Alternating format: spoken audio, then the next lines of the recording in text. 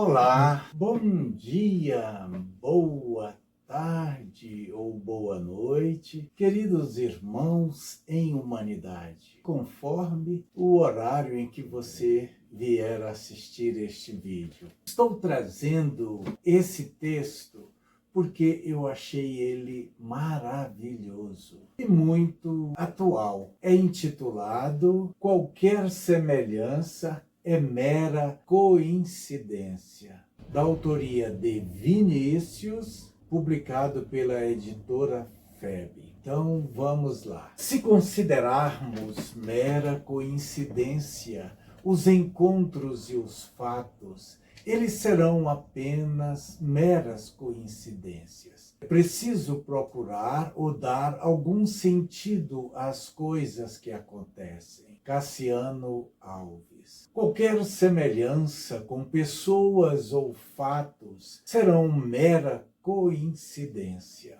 Conto que este conto é um conto, simplesmente, ósculos e complexos. Marcial. Estas epígrafes foram colhidas do site pensador.com. Discípulo pergunta ao mestre: Senhor, sinto-me desalentado diante das iniquidades do século.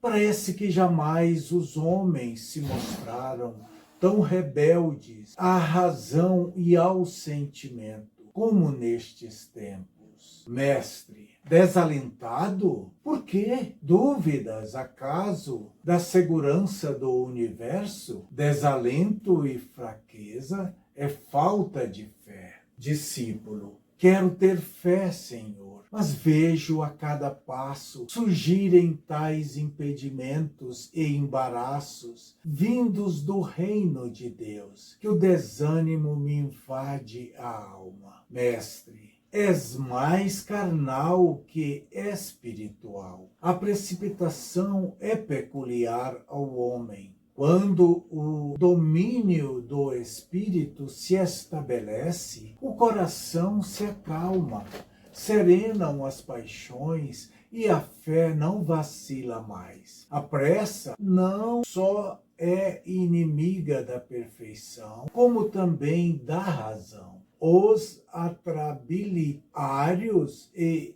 insofridos jamais arrazoam com acerto.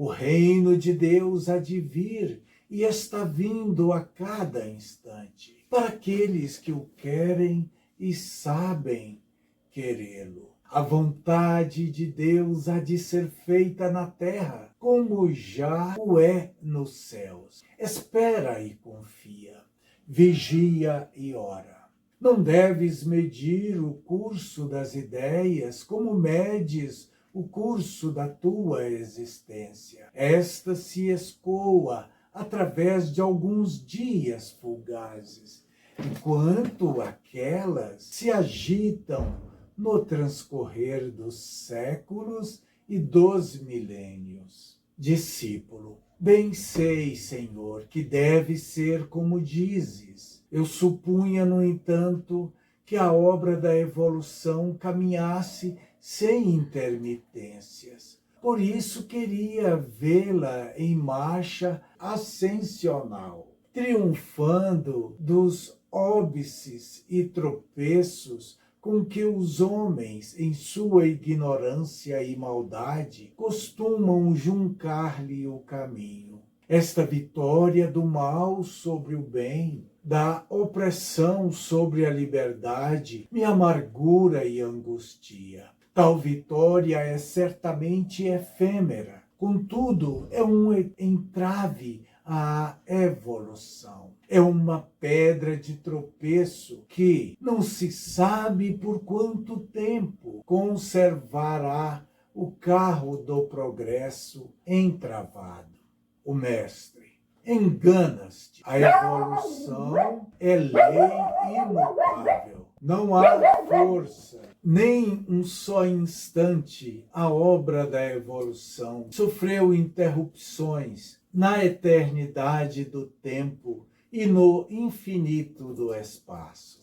Discípulo, como explicas então, Senhor, a iniquidade, a tirania, a mentira e a corrupção que ora imperam na sociedade terrestre, o mundo evoluirá sob o influxo de tais elementos? O mestre, erras nos teus juízos pelos motivos já expostos. Ignoras que é precisamente sofrendo iniquidades e suportando opressão que o homem vai compreender o valor da justiça e da liberdade? Não sabes que só a experiência convence os espíritos rebeldes? Não vês como os doentes amam a saúde, como os oprimidos sonham com a liberdade e os perseguidos suspiram pela justiça? Julgas que esta geração adúltera e incrédula se converta apenas com os testemunhos do céu e com as palavras de amor expressas no Evangelho do Reino? Supões que todos se amoldam à graça sem o aguilhão da lei? Em mundos como este, é preciso privar os seus habitantes de certos bens, para que se inteirem do valor e da importância desses mesmos bens, suportando injustiças e afrontas, vendo seus direitos postergados pelo despotismo. Os homens aprenderão a venerar a justiça, subordinando-lhe os interesses temporais e tornando-se capazes de renúncias e de sacrifícios em prol de seu advento.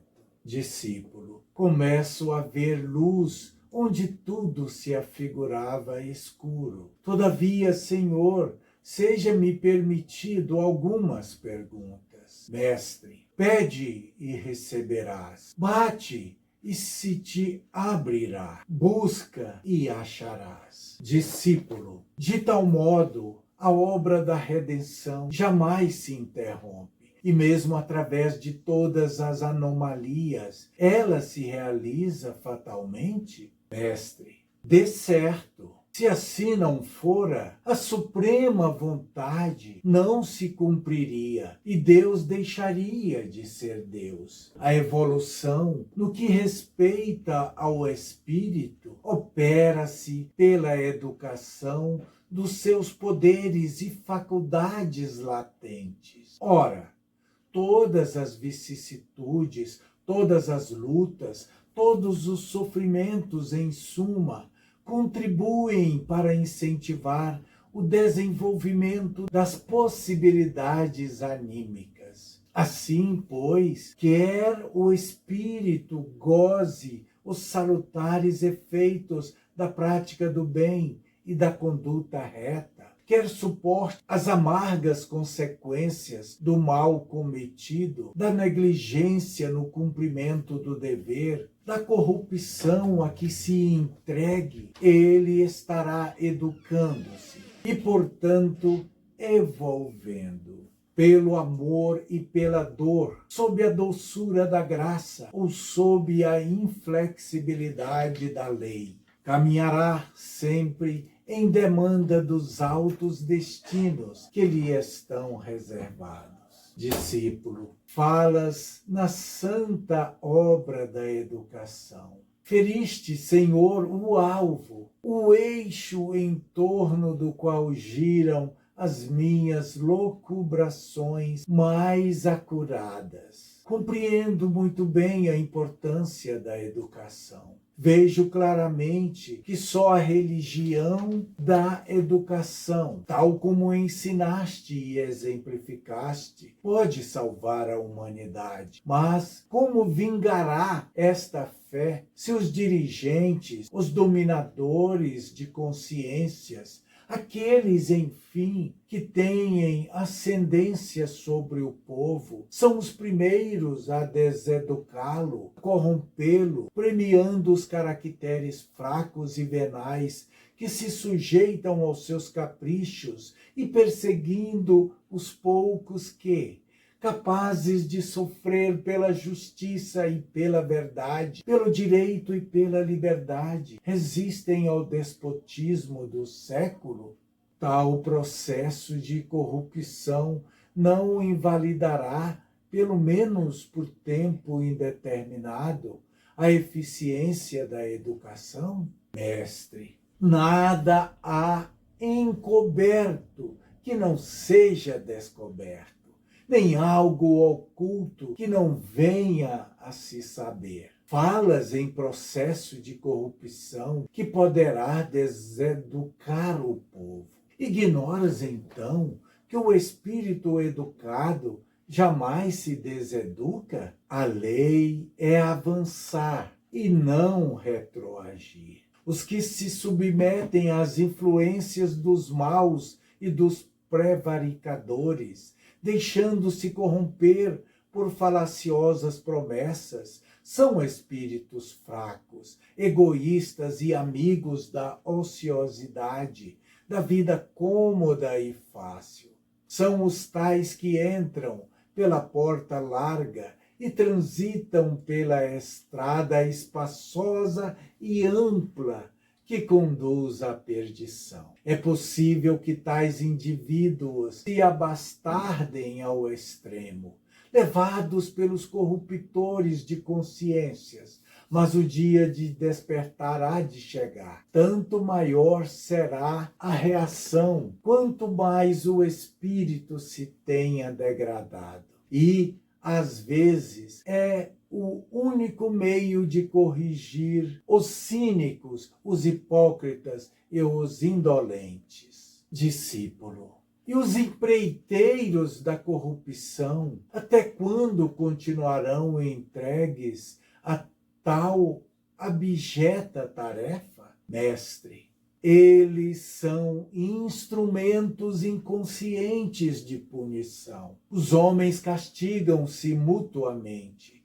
São semelhantes aos seixos que rolam no fundo dos rios, arrastados pela corrente das águas. No começo eram ásperos e arestosos, mas à força de se entrechocarem e se friccionarem, acabam alisando-se, tornando-se polidos e brunidos, como trabalhados por meio de artista. Cumpre notar ainda que a cada um será dado segundo as suas obras. O déspota de hoje será vítima de amanhã, pois quem com ferro fere, com ferro será ferido. Discípulo, estás com a razão, Senhor. És de fato o caminho, a verdade e a vida. És a luz do mundo. Mestre, lembras-te do que eu disse.